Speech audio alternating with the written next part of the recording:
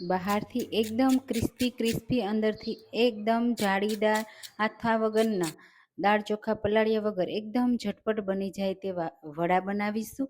તો મેંદુવડા બનાવવા માટે 1 ટેબલ સ્પૂન તેલમાં તલ, ચીલી ફ્લેક્સ અને લીલા મરચાં એડ કરીશું. સાથે 2 કપ પાણી એડ કરીશું. આદુની પેસ્ટ અને મીઠું એડ કરી દઈશું. સાથે ફ્રેશ લીલા ધાણા પણ એડ કરી અને 1 કપ હવે રવો એડ કરીશું. ઝીણો કે જાડો કોઈ પણ લઈ શકો, મેં અહીંયા જાડો લીધો છે.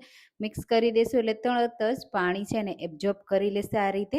અને મિશ્રણ છે ને સરસ એવું થીક થઈ જાય ને બસ ત્યાં સુધી આપણે આ રીતે કૂક કરવાનું. હવે નીચે આ રીતે કાઢી લેશું અને હલકું ઠંડુ થાય ને એટલે એમાંથી વડા તૈયાર કરીશું. એકદમ સ્મૂથ કરી દેવાના અને ફ્લેટ કરી પછી આ રીતે વચ્ચે હોલ કરી દેવાનો. બસ આ રીતે બધા જ વડા બનાવી પહેલાં તૈયાર કરી લેવાના. વડાને ફ્રાય કરવા માટે અહીંયા મીડિયમ તેલ ગરમ કર્યું છે, આ રીતે એડ કરી દેશું. થોડી વાર એમ જ રહેવા દેશું, પછી આપણે એને થોડી વાર પછી આ રીતે ફેરવતા જશું અને આ રીતે બહારથી ક્રિસ્પી થઈ જાય ને ત્યાં સુધી ફ્રાય કરીશું. તો ક્રિસ્પી વડા તૈયાર છે, જરૂરથી ટ્રાય કરજો.